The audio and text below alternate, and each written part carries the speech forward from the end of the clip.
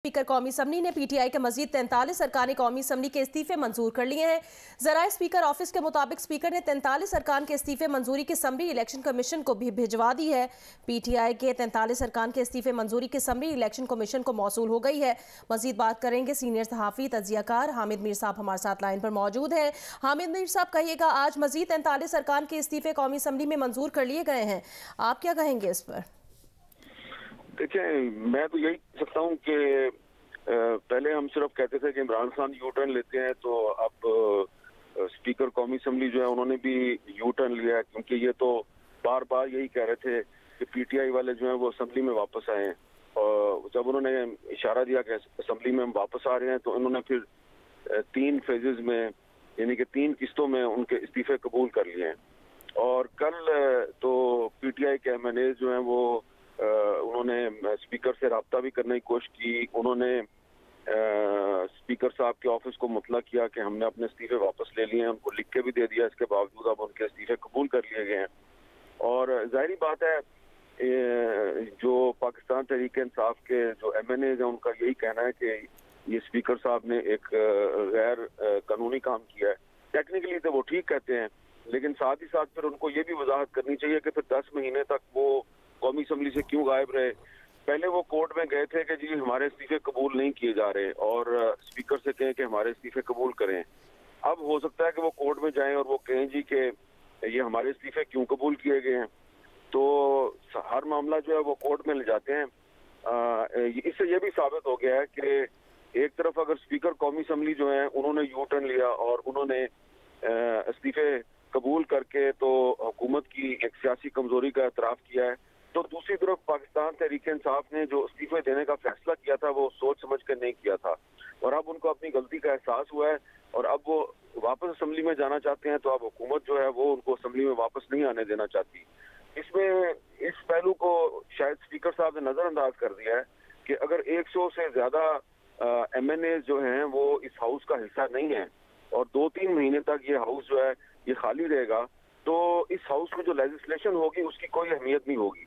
और अब क्योंकि 1/3 से ज्यादा इस हाउस की नशस्तें खाली हैं, तो इस हाउस की जो लेजिटिमेसी है वो भी अब उसमें बहुत से सवालात उठेंगे। और पहले ही जब से तहरीक इंसाफ वाले जो है वो इस्तीफे देकर चले गए थे और इस हाउस में नहीं आ रहे थे, तो यहाँ पे जो रूल्स ऑफ बिजनेस है उसका कोई ख्याल नहीं किया जा रहा था। लेजिस्लेशन में भी सरकारी अरकान जो है वो इंटरेस्ट नहीं ले रहे थे, कोरम भी अक्सर औकात पूरा नहीं होता था। तो अब तो 100 से ज्यादा लोग जो है वो इस हाउस से उनको निकाल दिया गया है, उनके इस्तीफे कबूल कर लिए गए हैं। तो लेजिस्लेशन जो है वो उसकी लेजिटिमेसी पे एक बहुत सवाल खड़ा हो जाएगा कि ये जो कानून साज इदारा है इसमें जो कवानीन पास किए जाएंगे तो उस पर बहुत से सवालात उठेंगे।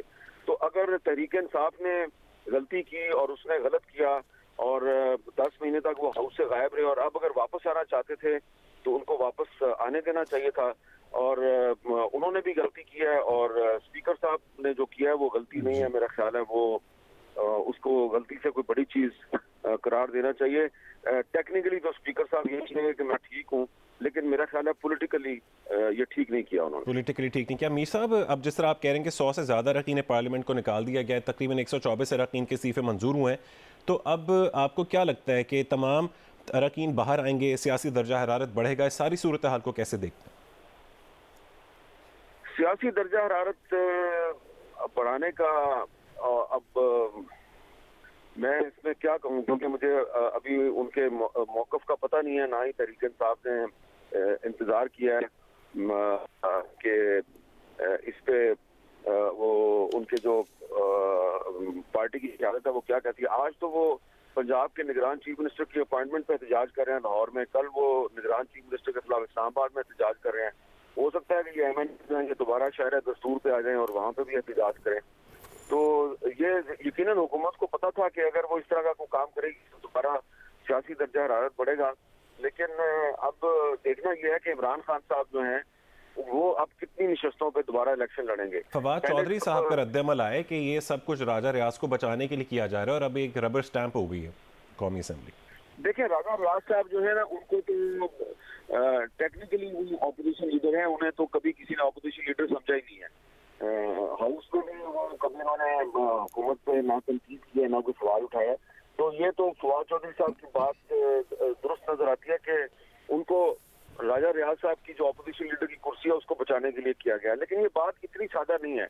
मेरा ये ख्याल है कि उनको हुकूमत को इस चीज का खदशा है कि अगर ये तहरीक इंसाफ के MNA जो हैं, ये अगर 40-45 भी अगर हाउस में आ जाते तो ये हाउस में आके तो जो पहले से GDA के और जमात इस्लामी के 5-6 MNA पहले से हाउस में मौजूद हैं, तो ये अगर उनके साथ मिल जाते तो इनकी 50 से ज्यादा हो जाती। और अगर ये वजीर आजम शहबाज शरीफ से कहते कि आप एतमाद का वोट लें, तो शहबाज शरीफ साहब के लिए जो अपना नंबर्स है वो पूरा करना मुझे काफी मुश्किल नजर आ रहा था। यकीनन MQM के साथ तो उनके मामले पा चुके हैं, लेकिन मैंने आपको पहले भी बताया था कि कुछ जो छोटी पार्टियां हैं, खासतौर पर जो बलोचिस्तान की पार्टियां हैं, उनके साथ जो शहबाज शरीफ साहब ने 8-9 महीने पहले जो वादे किए थे वो पूरे नहीं हुए। वो हो सकता है कि वो उनको एतमाद का वोट मिल जाए। तो उनकी जो अक्सरियत थी शहबाज शरीफ साहब की पहले भी, वो सिर्फ 2-3 वोटों की अक्सरियत थी। तो अगर 4-5 वोट अभी भी कम हो जाते हैं तो ये उनके लिए काफी एम्बेरसमेंट है। तो उस एम्बेरसमेंट से बचने के लिए उन्होंने किया है। जो फवाद चौधरी साहब हैं वो मेरा ख्याल है कि सिर्फ राजा रियाज साहब का कवर ले रहे हैं। असल बात राजा रियाज साहब की है। हुकूमत जो है वो सिर्फ राजा रियाज साहब को बचाने के लिए ये काम नहीं कर रही, वो वजीर आजम पाकिस्तान को बचाने के लिए काम कर रही है। जी अच्छा, हामिद मीर साहब, पहले PTI का ये कहना था कि उनके इस्तीफे मंजूर नहीं किए जा रहे। अब जब मंजूर कर लिए गए हैं तो ये बताएगा कि नून लीग और पीपल्स पार्टी और जो दीगर जमातें हैं उन पर इसके क्या असरात होंगे?